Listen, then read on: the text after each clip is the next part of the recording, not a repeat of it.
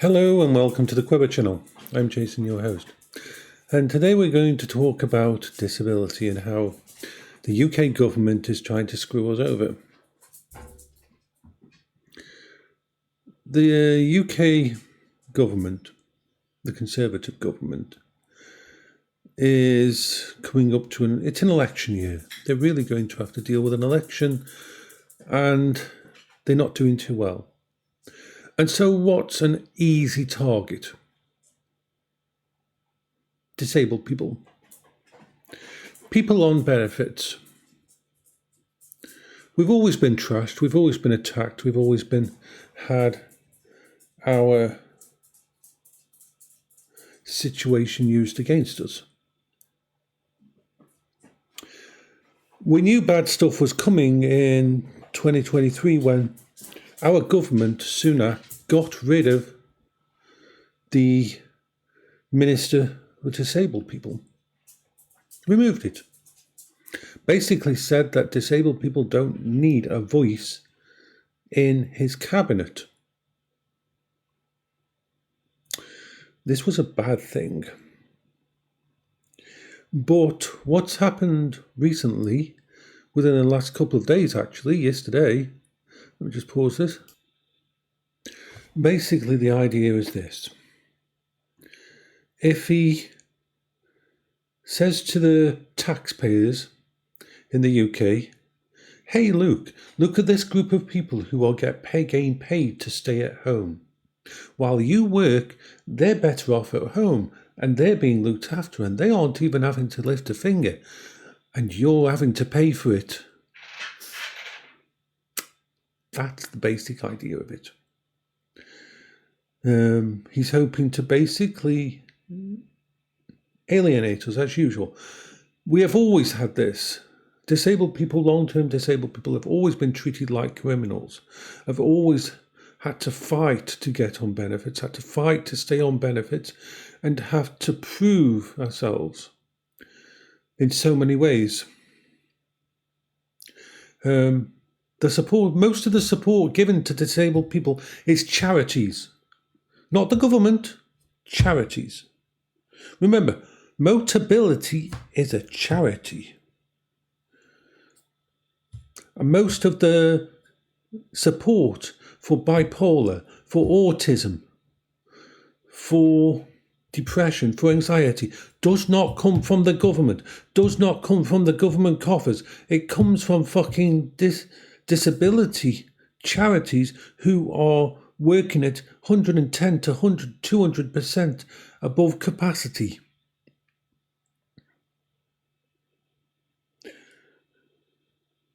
And that is the problem. We're now being targeted. He's basically, it's all over the news because yesterday he did a statement about it. So let's show you what I mean. What do I mean by all over the news?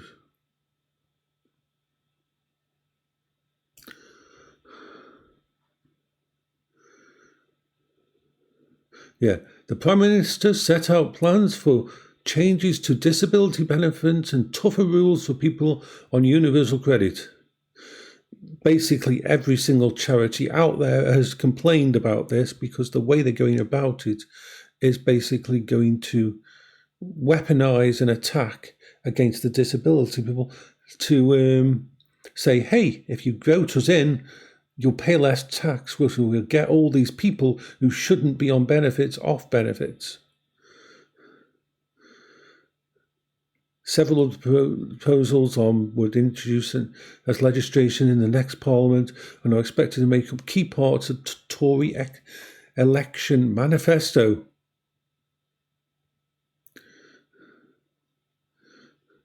And basically,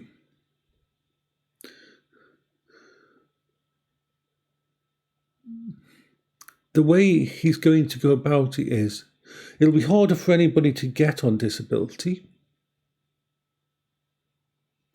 Those with less severe mental health condition should be expected to engage with the world of work. Anybody who has been claiming universal credit for 12 months but is deemed to not have complied with conditions such as accepting available work will lose all support. Universal credit claimants in part-time employment will have to work more hours or risk benefits reduction, and a new bill will seek to crack down on the rising problem of benefit fraud. Let's not just say that they're not. What about tax fraud? What about all the billionaires that he knows that have their tax almost down to zero, and the loopholes that allow businesses to get away with paying almost zero tax? No. Let's not try to claw the money back through that way. Let's not try to deal with the real fraudsters. Let's rip into the disabled people. And who the hell is he to decide what is a less severe mental health condition? I've seen people. I saw my own wife dealing with anxiety and a panic attack that was shaking her body so violently that the bed she was on was shaking, that it bruised her muscles around her lungs, that she was laying there in bed, physically shaking to the point that she could not do anything. Tears were coming out of her eyes. But anxiety in that isn't, as far as he's concerned, is no longer something that should mean you're not working. He wants you to be a productive fucking member of society.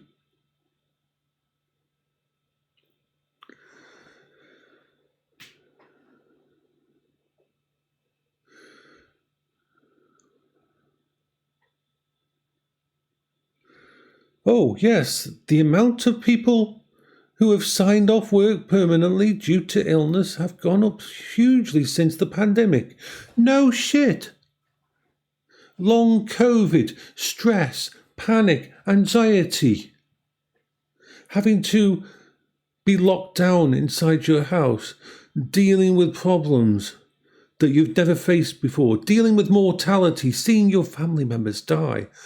Yeah, but we need to get these people back into work.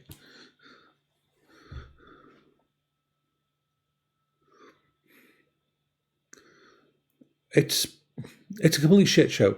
It is a complete shit show. It is. They don't give a shit. It's going to be a slaughter. It's going to be a genocide against disabled people. Because we don't have a voice, because we don't have a proper minister. And any minister that they put in place, they weaken to the point that he can't make the say.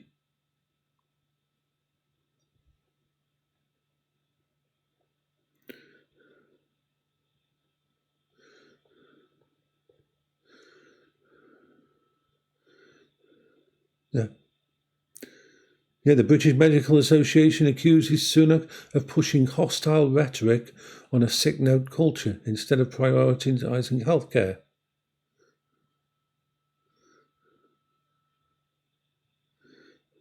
It's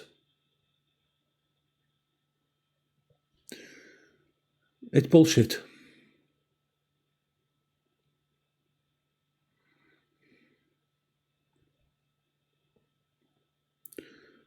A moral mission. Yeah. A moral mission to help the disabled people of the country.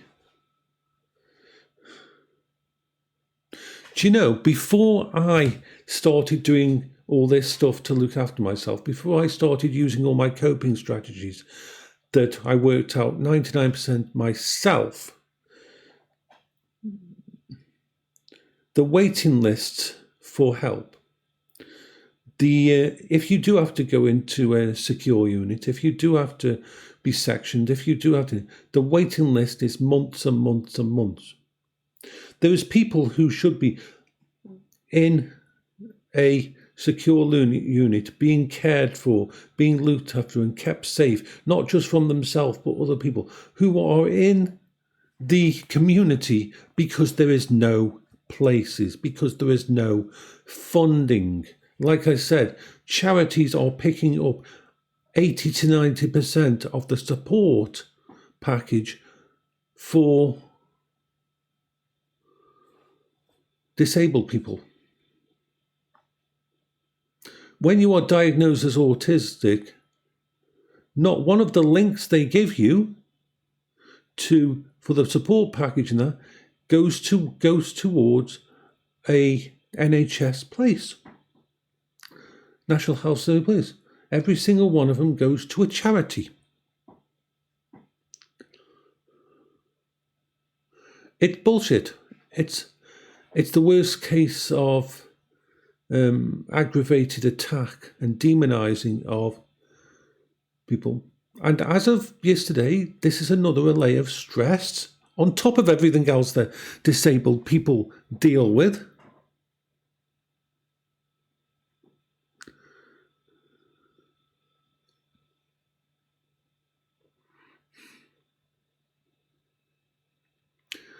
It's persecution of an entire section of the UK. Like I've said many times, most people who are on disability, most people who are on there, do not want to be on there. My own wife, who even though she had terminal cancer, didn't want to go on disability. I had to convince her to go on disability because we had nothing and we couldn't. She needed me there looking after her, and we couldn't do anything. I had to convince my wife to think. And then every fucking couple of years, we got treated like robbers and burglars when they came to check to make sure she wasn't being fraudulent. And that was someone who had a terminal cancer that was never going to go away. So imagine how bad it was for people with mental illness. I am very lucky. I have masses of evidence. I have masses of people to back me up. I have masses of background and support and the official diagnosis. But there's so many people out there that are panicking like fuck today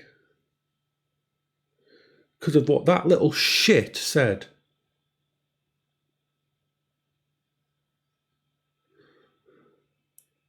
And it's just another layer of stress, another layer of panic, another layer of anxiety, another layer of, oh shit.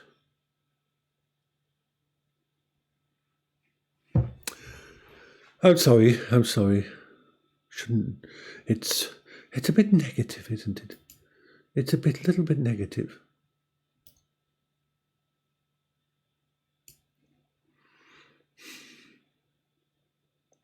It's just crazy.